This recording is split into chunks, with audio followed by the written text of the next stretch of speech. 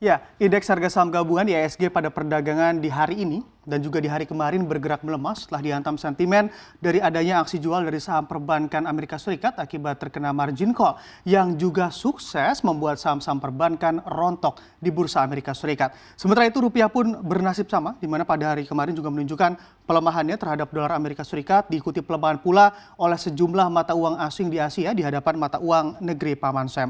Apakah kronologi dari fenomena margin call ini dan akan kita ulas bersama di pagi ini dalam Kiamat Margin Call Ancam Bursa Dunia.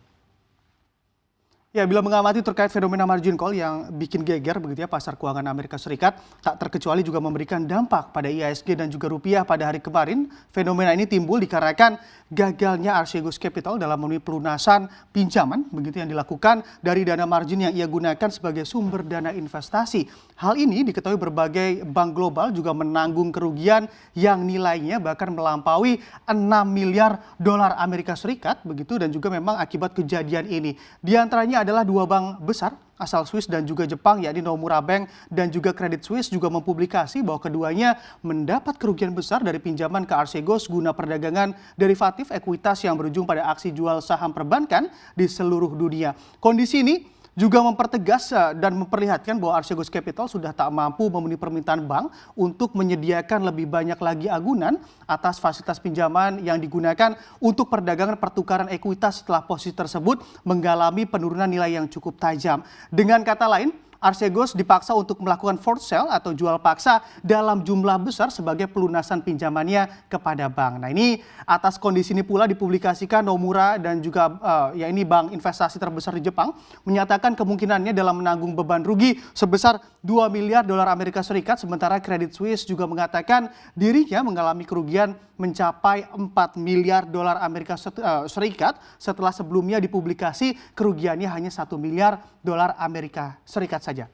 Dan juga sejumlah bank lain yang juga diindikasi mengalami kerugian atas kejadian ini adalah ada Goldman Sachs, Morgan Stanley, serta Deutsche Bank. Akan tetapi hingga kini belum diinformasikan pula berapakah total kerugian yang dialami oleh mereka. Dan fakta menarik yang ditemukan dalam kejadian ini adalah Archegos Capital ternyata memiliki posisi yang sebagian besar dibiayai dengan hutang, di mana perusahaan tersebut memegang posisi senilai lebih dari 50 miliar dolar Amerika Serikat dan juga sedangkan aset yang dimiliki oleh Archegos Capital hanya berada di angka 10 miliar dolar Amerika Serikat saja. Jadi lebih besar posisi daripada aset yang dimiliki. Dan juga bisa dikatakan beginilah resiko berinvestasi dengan menggunakan margin dari uang panas atau dana yang didapat dari hutang. Sedangkan kita ketahui bersama investasi yang dilakukan oleh Archegos termasuk investasi yang memang dilakukan ataupun yang memiliki resiko tinggi dan juga berada di area spekulasi di dalamnya. Lalu seperti apa profil dari Archegos Capital ini bisa kita lihat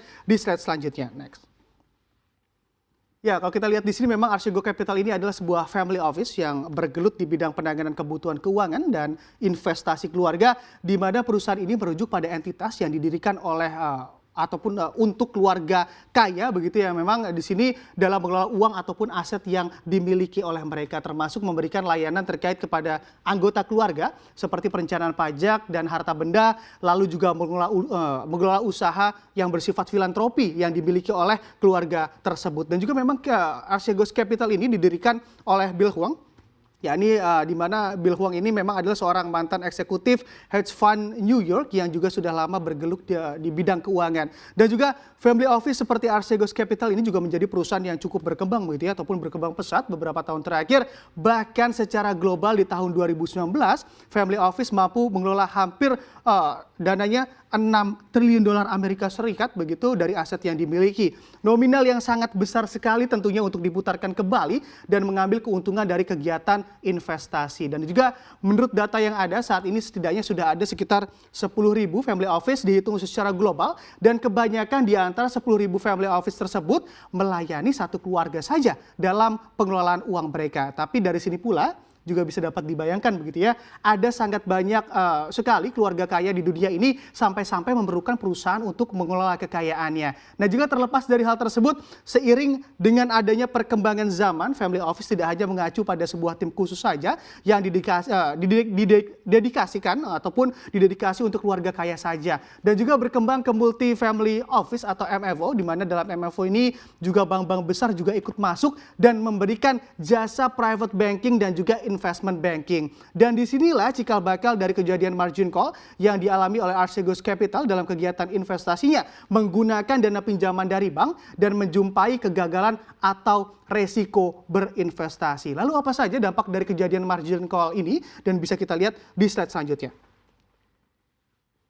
Ya, kalau kita lihat memang tentu yang pertama kali terdampak dari kejadian ini adalah Wall Street, di mana dengan adanya margin call mampu membuat saham-saham perbankan di Wall Street anjlok karena sentimen ini. Di antaranya saham-saham, ini ada saham Morgan Stanley yang juga harus rela turun sebesar 2,5% di perdagangan hari kemarin setelah dilaporkan miliaran saham dari bank tersebut dilego oleh investor. Dan juga ada Discovery Inc., lalu ada juga Viacom CBS, lalu juga saham Baidu dan juga VIP Shop, yang mana keempatnya terkait dengan Archegos diprediksi akan jatuh lebih rendah lagi dan memperpanjang kerugian yang dialami olehnya.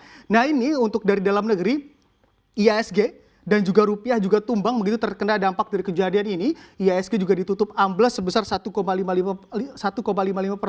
di perdagangan di hari kemarin dan juga berada di level 6.071 pada penutupan perdagangan kemarin. Sama halnya dengan rupiah yang harus melemah sebesar 0,42% atau berada di angka 14.465 rupiah per satu dolarnya pada hari kemarin. Dan juga beberapa pihak juga mengkhawatirkan tentunya kejadian ini ataupun yang dialami oleh Archegos Capital ini memang akan berdampak sistemik ataupun dapat menyeret sejumlah bank global mampu memberikan dampak sistemik ke depannya. Nah, ini di mana ketika suatu perbankan merugi parah, akhirnya gagal bayar ini akan merembet ke bank-bank lain dan terjadi rush money oleh nasabah yang takut uangnya hilang. Dikabarkan kekhawatiran yang terjadi ini ataupun dampak dari margin call ini memang masih belum akan terjadi mengingat Nomura dan juga Credit Suisse masih memiliki aset yang sangat besar, di mana Nomura sendiri memiliki aset sebesar 399 miliar dolar Amerika Serikat, sedangkan Credit Suisse asetnya berada di angka 855 miliar dolar Amerika Serikat. Jadi nilai kerugian yang dialami oleh Credit Suisse dan juga Nomura begitu memang terlihat kecil apabila dibandingkan dengan aset-aset yang mereka miliki, dan tentunya kita nantikan saja bagaimanakah kelanjutan dari permasalahan ini.